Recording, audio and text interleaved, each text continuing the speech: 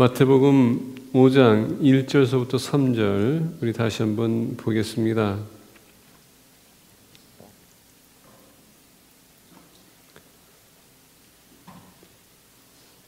예수께서 무리를 보시고 산에 올라가 앉으시니 제자들이 나온지라 입을 열어 가르쳐 이르시되 심령이 가난한 자는 복이 있나니 천국이 그들의 것이며. 여러분, 우리가 기쁨하면 어떻게 여러분들 그것을 표현하겠습니까? 기쁨. 우리가 어디에다 기쁨을 두고 있습니까? 많은 분들은 기쁨을 그래서 이제 질문한다면 어떻게 무엇이 기쁩니까? 하면은 어떤 사람들은 본인들이 평소에 꿈꾸던 집을 구할 때에 얼마나 그 마음이 흐뭇합니까? 우리 자녀가 좋은 대학교 가면은 또 우리가 얼마나 마음이 흐뭇하고 기쁘겠습니까? 또 좋은 직장 가서 성공하게 되면 또 우리가 기뻐요. 특히 우리 남자들은 우리가 좋아하는 차 구하게 되면 우리가 되게 기쁘고, 여자들은 다이어를 사게 되면 얼마나 기쁜 마음을 갖습니까? 근데 여러분들이 생각하고 사모하고 여러분들이 그리웠던 그 집을 샀는데 그 집에 크랙이 나기 시작했어요. 여러분들의 기쁨은 순식간에 그냥 변할 겁니다. 또 그 아름다운 집을 관리해야 되는데 처음에 시작할 때에 가족이 다 도와줬는데 하루를 지나다 보니까 이제 나 혼자 일하네. 나 혼자 모든 것을 관리해야 돼. 그러면 그때 내가 왜 이 집을 사가지고 이 고생을 해야 되는가? 차라리 그때 아파트를 샀으면 내가 이렇게 관리 안 할 텐데 기쁨이 한순간에 무너집니다. 우리 자녀들 또 좋은 대학교 갑시다. 근데 학교에서 안 좋은 일로 인해서 쫓겨났어. 여러분들의 기쁨은 어디 가겠습니까? 여러분의 자녀들이 성공했다 칩시다. 근데 지금 경제가 아직 지금 많이 불안한 그런 상태에서 잘렸어요. 여러분들의 기쁨은 또 어디 가겠습니까?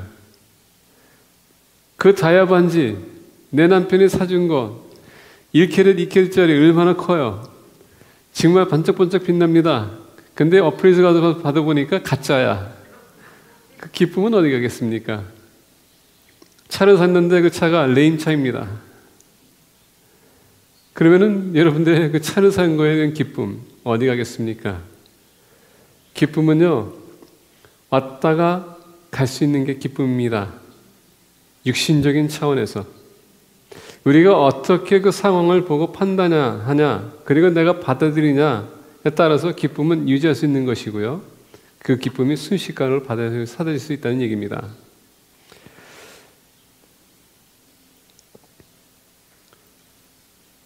로버트 챗맨이라는 분이, 목사님이 하루는 교회에 들어갔는데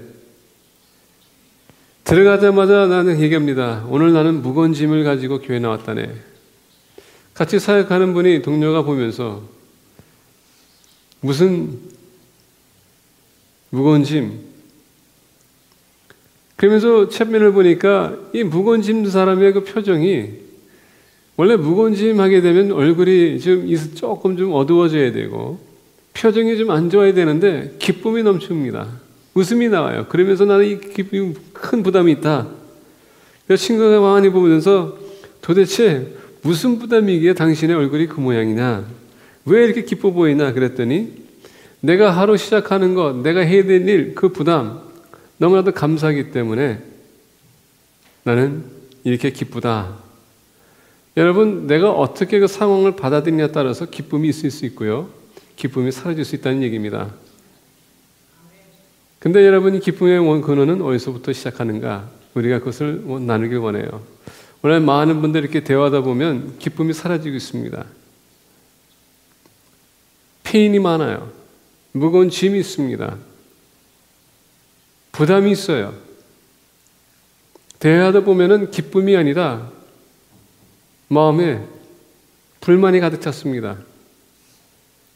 우리가 기쁨의 근원을 찾게 되면 이 짐들을 좀 덜어주고 그 기쁨을, 주님께서 주시는 그 기쁨 우리가 누리게 되면 어떤 상황도 그 기쁨을 우리에게 뺏어갈 수는 없습니다. 그래서 오늘 말씀을 통하여서 이 기쁨 우리가 다시 되찾기를 원합니다.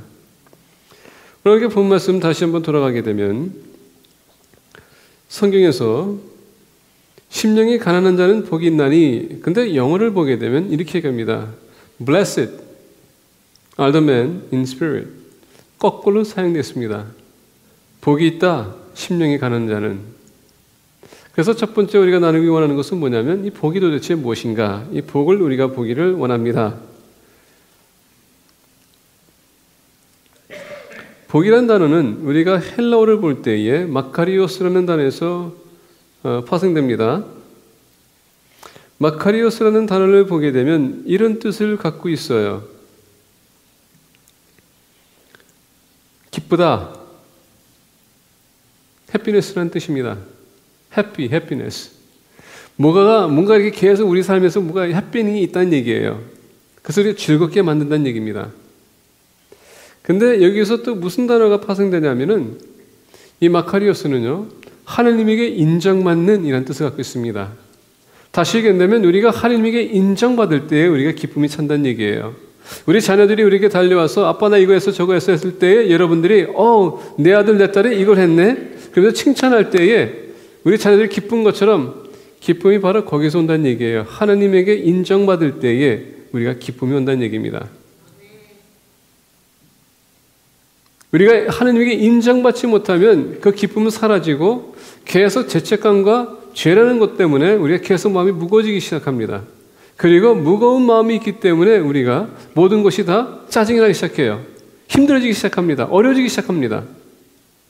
그래서 우리는 하느님에게 인정받기 위해서 노력해야 된다는 얘기예요. 우리가 시편 1편 1절과 2절에 보게 되면 이렇게 얘기합니다. 복 있는 사람은 악인들의 꾀를 따르지 아니하며 죄인들의 길에 서지 아니하며 오만한 자들의 자리에 앉지 아니하고. 자, 복 있는 사람은, 기쁜 사람은 악인들의 꾀를 따르지 아니하며, 여기서 보게 되면 walk, does not walk. 죄인들의 길에 서지 아니하며 stand. 그리고 오만한 자리에 앉지 아니하고 앉는다.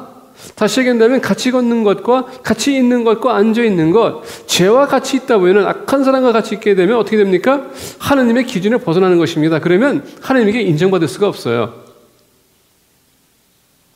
인정받지 못한 인생 계속 불안해집니다. 짐이 무거워져요. 기쁨이 사라집니다. 그러다 보니까 시편 저자가 얘기합니다. 복 있는 사람은, 기쁨 있는 사람은 이런 악한 사람들의 행동과 악한 사람들의 마음과 악한 길을 가는 것이 아니라, 오늘 시편 1편 2절에 보니까 오직 여호와의 율법을 즐거워하여 그의 율법을 주야로 묵상하는도다. 하나님의 율법을 즐거워해야 된다는 것입니다. 다시 얘기하면 하나님의 기준대로 내가 살아갈 때에 그래서 즐거움이 온다는 겁니다. 왜? 하나님이 나를 인정해 주기 때문에. 나를 인정해 주면은 자연적으로 그 기쁨이 나올 수 있다는 얘기예요.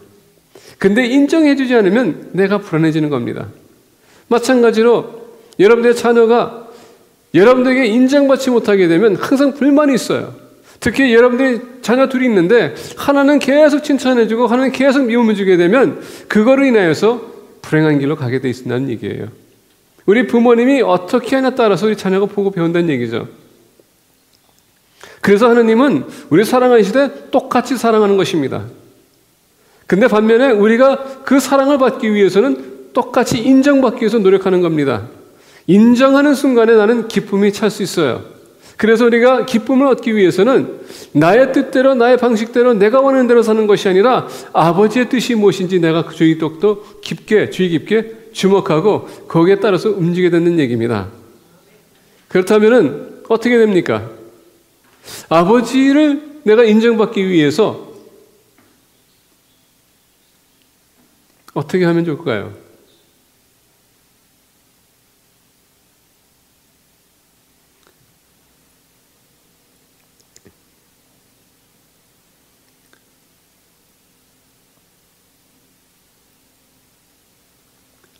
오늘 우리가 시편 1편 6절에 보게 되면 이렇게 얘기합니다.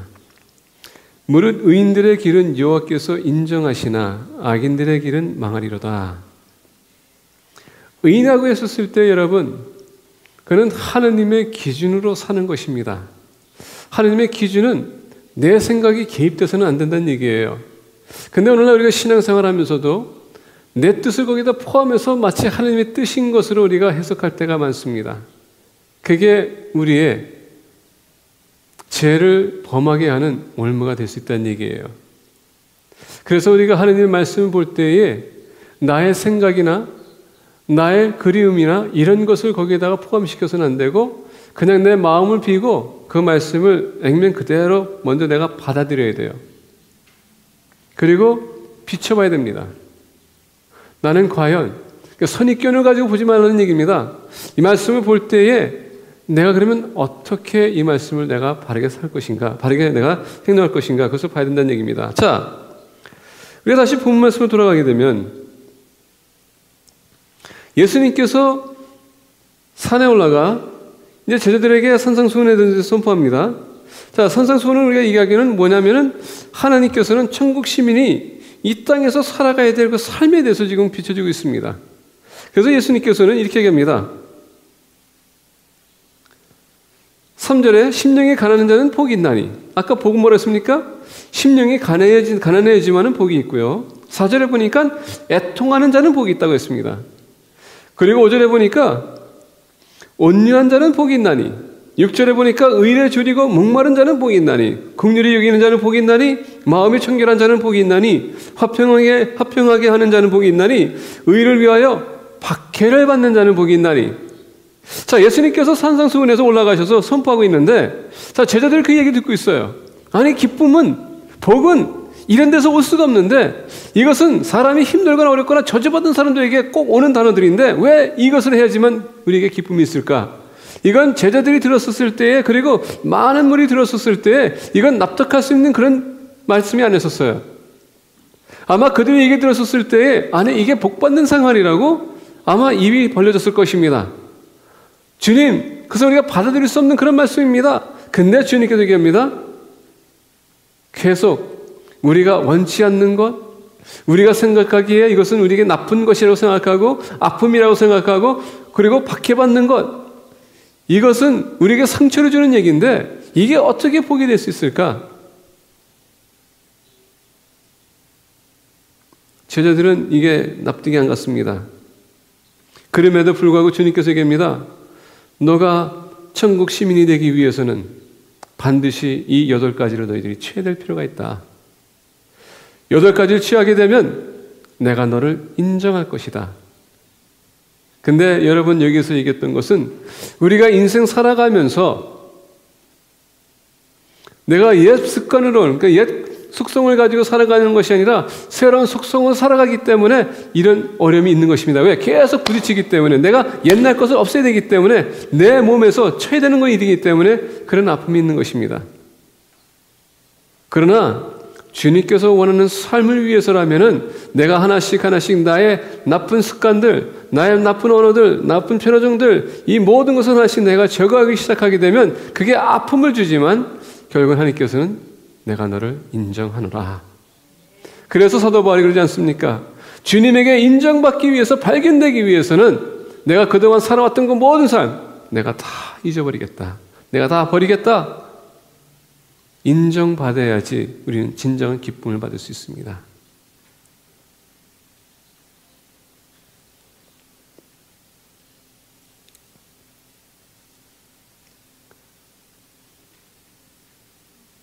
말씀드린 것처럼 예수님께서는 이 팔복에 대해서 얘기할 때에 많은 사람들이 듣고서는 충격을 받을 것입니다. 그리고 그들이 들으면서도 아마 예수님께서 뭔가 좀 잘못하고 있겠지라는 그런 얘기도 했을 거예요. 어떻게 주님께서 우리에게 선한 것을 주시겠다고 약속하신 분이, 평안을 주시겠다는 약속하신 분이 어떻게 이런 말을 할 수 있을까? 근데 주님께서 얘기한 겁니다. 하나님에게 인정받기 위해서는 너희들의 옛 모습을 너희들이 버려야 된다. 그게 여러분 산상수훈의 교훈입니다. 그래서 오늘 본 말씀 첫 번째, 우리가 심령이 가난하게 되면 기쁨의 근원을 우리가 발견할 수 있다는 얘기예요.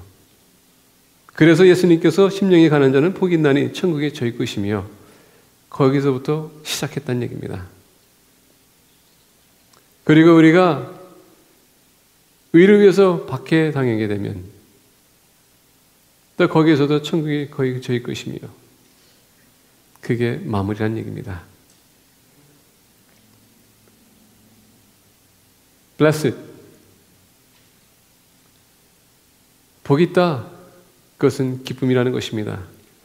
기쁨의 근원으로 돌아가기 원합니까? 복받는 사람이 되라는 것입니다. 복받기 위해서 하나님의 말씀대로 순종하는 것입니다.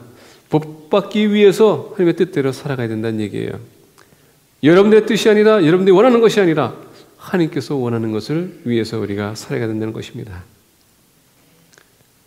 두 번째로 오늘 본 말씀 보게 되면 심령이 가난한 자가 그 다음에 따릅니다. Blessed are is poor in spirit. 도대체 poor in spirit이 도대체 무슨 뜻인가? 여러분 가난하다라는 단어를 보게 되면 심령이 가난한 자, 가난하다라는 단어를 보게 되면 영어로는 이런 뜻을 갖고 있습니다. 히브리 헬라어는 이렇게 뜻을 갖고 있습니다. One who crouches, cowers.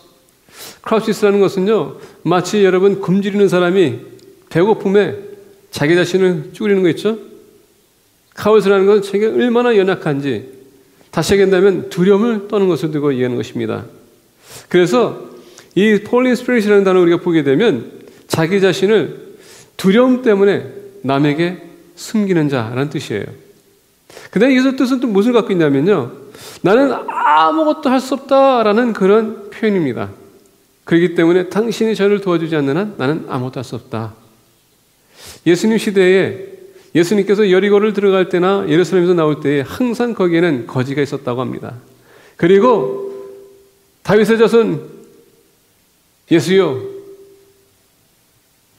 제게 복을 주세요.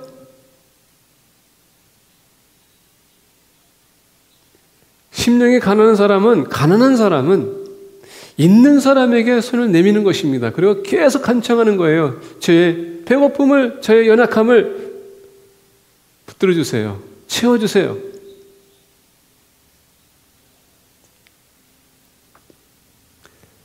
사람은요, 우리가 인정하든 안 하든 우리는 심령이 가난한 사람들입니다. 이것을 어떻게 표현할까요? 창세기로 우리가 좀 돌아갈 필요가 있습니다. 창세기 돌아가게 되면 하나님께서 사람을 지으시되 그의 형상으로 지으셨다고 했습니다. 근데 하나님은 영이십니다. 우리는 육이 있어요. 근데 사람은 우리가 신약에 보니까 세 가지 단계로 지어졌다고 합니다. 육과 혼과 영이라고 합니다. 육과 영, 혼과 영이 있습니다. 하나님께서는 그 사람을 지으시고 하나님께서 지으실 때에 사람을 넣기 위한 에덴 동산을 지으셨습니다. 그리고 하나님께서는 에덴 동산에 이 남녀를 두셨어요. 그리고 너희들이 관리하라. 근데 남자가 하나님께서 사람을 지으기도 전에 벌써 이미 에덴 동산은 하나님께서 관리하고 있었습니다. 거기는 잡풀들이 없었어요. 여기 노스캐롤라이나 보니까 아무리 비료를 주고 약을 줘도 잡초는 계속 자라더라고요. 그래서 저는 에덴 동산을 생각할 때가 많습니다. 여기가 에덴 동산이라면 이런 거 내가 신경 안 써도 다 자랄 텐데 괜히 사람이 죄를 져가지고 이런 고생을 우리가 하고 있구나. 사람은 또